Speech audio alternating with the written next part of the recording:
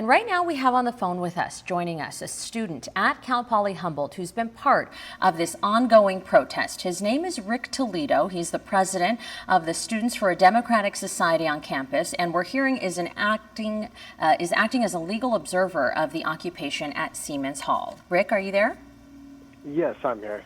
Good morning. Thank you so much for being here. We sure appreciate it. We have a lot of questions this morning, but first I kind of want to take the pulse of what it's like there right now. Sure. So right now, negotiations have started with admin, and things are kind of tense because there was a community meeting yesterday, and it didn't seem like admin were taking the students very seriously, and that's the general vibe on the ground right now, is that people don't feel heard. I think there's going to be another meeting today at 4 p.m., so hopefully this time we make more progress. So are you meeting with them in person? Yes, there are in-person meetings. Okay, great. Who's in those meetings with you? It's been the provost, it's been one of the deans of the campus, I cannot remember exactly which, and it's been the dean of students, Mitch Mitchell, and some faculty from CFA, and then a large group of students, because this isn't led by any one organization or student. It is a combined effort. So the way they've been doing it is having all of the concerned students together in a large forum meeting. Wow. How many students are taking part in those discussions? A significant amount. I couldn't give you an exact count, but I would say there was nearly 100 students in the meeting today. So what is it that you're asking for from the university? So the current demands from the students are, one, to disclose any ties with Israel and to divest from those ties, whether they be academic or financial. Another is to call for a ceasefire with the current genocide in Gaza. And another is to ensure that the students who have been involved in this protest don't face any serious academic charges. They're trying to make sure all of their people are safe. This started as a peaceful demonstration, and once the police arrived, it escalated quickly, and now people are concerned.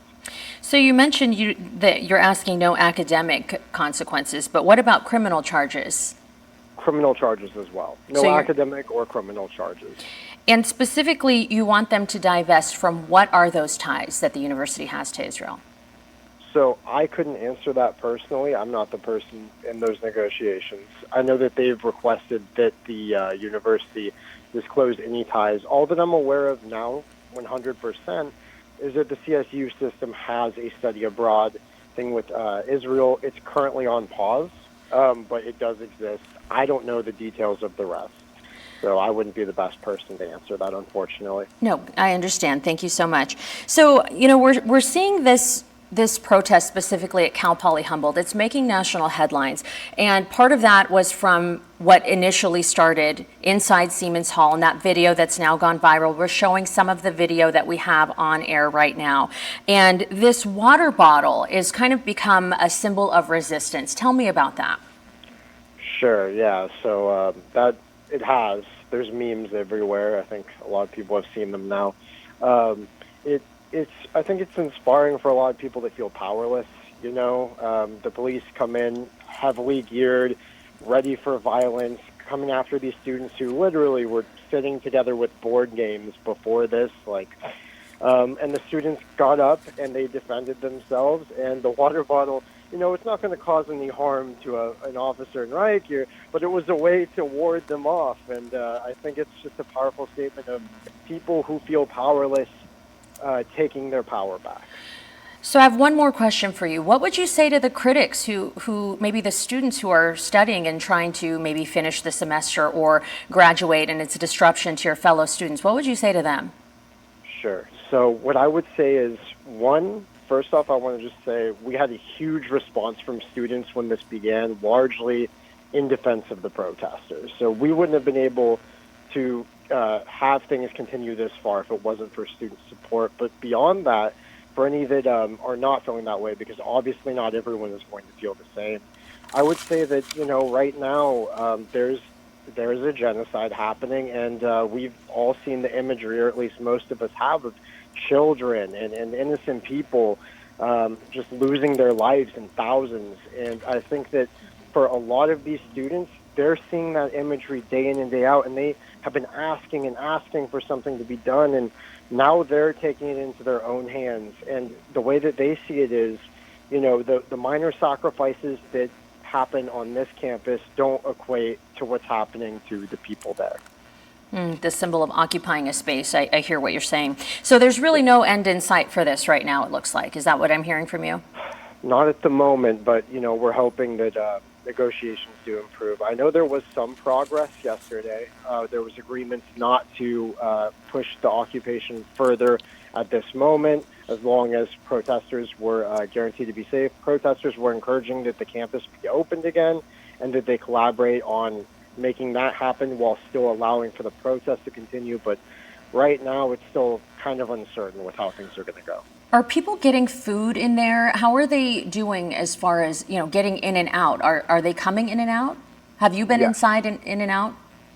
Yes, so people are able to go in and out, and the community have been pitching together. There are chats and networks that have been set up where people are bringing supplies and donations because they believe in what they're doing there. And if you go there on any day, you'll see that there are people outside the building and kind of around the area too. Not everyone is staying in the one building. So people get out and they get air and they make food.